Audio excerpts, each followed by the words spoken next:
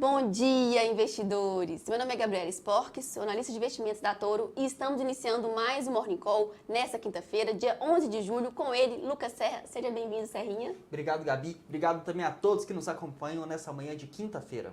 Vamos dar início então ao nosso Morning Call comentando dos índices internacionais, um cenário mais positivo na Europa. Nos Estados Unidos, S&P 500 nos contratos futuros recua 0,08%, num cenário bem de espera em relação aos dados do CPI, dados de inflação que serão divulgados hoje às 9h30.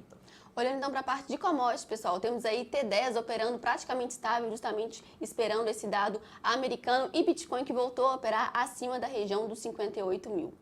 E já iniciando as notícias internacionais, falando justamente desse dado tão esperado que vai sair hoje às 9h30. Muito bom, Gabi. O mercado ele segue no aguardo da divulgação do CPI, que é um dos dados, se não o dado mais importante a ser divulgado nessa semana, e sobretudo como que ele vai vir, se ele vai se manter ali próximo aos 3,1, que foi mais ou menos a expectativa do mercado, se o núcleo ele vai se manter próximo dos 3,4%, que também é a expectativa. Por quê? Porque esse número, se ele vier mais benéfico, se ele vier abaixo das expectativas do mercado, isso traz ainda mais fôlego para a condução monetária por parte do Fed, que já sinalizou que é data dependent, ou seja, dependente dos dados econômicos, e os dados abaixo da expectativa, no caso da inflação, isso abre ainda mais espaço para que os cortes de juros aconteçam em setembro, que o mercado já vem precificando. E quem sabe um segundo corte ainda nesse ano, na reunião de dezembro.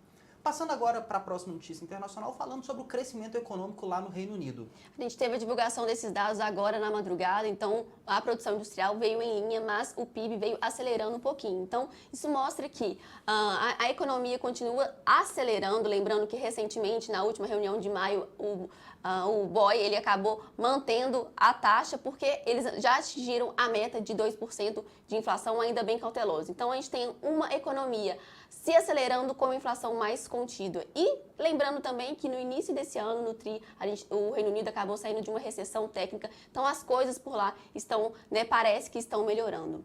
E aí agora, finalizando as notícias internacionais, falando então sobre o Biden, O Biden vai ter uma conversa, vamos dizer assim, com os jornalistas. Essa conversa vai ocorrer no fechamento do encontro da OTAN e vai ser uma conversa bem no que a gente chama de freestyle, bem uma conversa aberta, no qual os jornalistas vão ter a oportunidade de perguntar sobre diversos temas, inclusive sobre questões da própria saúde, questões cognitivas do atual presidente Joe Biden.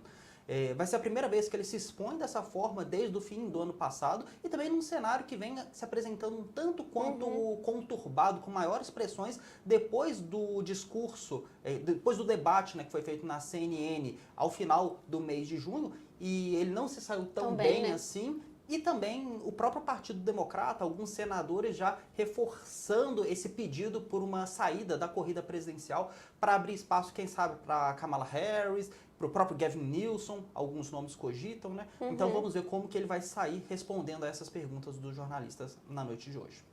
Próxima notícia, já passando para a parte de notícias internacionais, sobre a inflação aqui no Brasil. Ontem esse dado saiu ali por volta de 9 horas e a gente teve uma inflação vindo bem abaixo do que o mercado esperava, apesar de ter aí 7 dos 9 grupos aí mostrando aí uma aceleração. De qualquer maneira, pessoal, a gente só sentiu um impacto nas curvas de juros. O nosso Bovespa acabou aí fechando praticamente no 0 a 0. A inflação tendo esse arrefecimento, isso já ajuda a próxima reunião do Copom, que vai acontecer no final desse mês. Mesmo assim, o mercado ainda acredita que teremos uma manutenção. Então, tira um pouco de pressão sobre o Banco Central, mas mesmo assim o mercado acredita que teremos uma manutenção da taxa.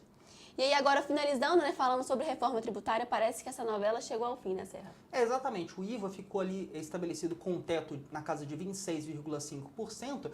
E, além desse teto, uma outra informação que também foi divulgada foi a respeito de alguns itens que foram inclusos na cesta básica, entre eles carne, peixes, queijos também. Isso daí é bem importante porque representou um certo racha dentro do executivo. A gente tinha, de um lado, o chefe do executivo defendendo a inclusão desses itens na cesta básica, lembrando que esses itens não sofrem a incidência de imposto, e, por outro lado, o ministro da Fazenda defendendo a tributação desses itens.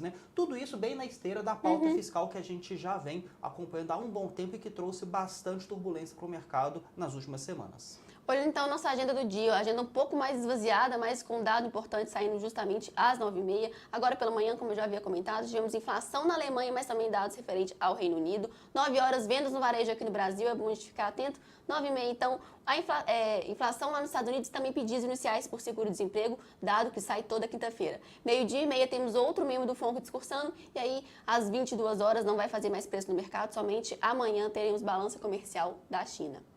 Pessoal, quero agradecer a todo mundo que ficou aqui com a gente. Enfim, encerramos então o nosso Morning Call. Obrigada, Serra, também pela sua participação. Eu que agradeço, Gabi. Toro Investimentos, uma empresa do Grupo Santander.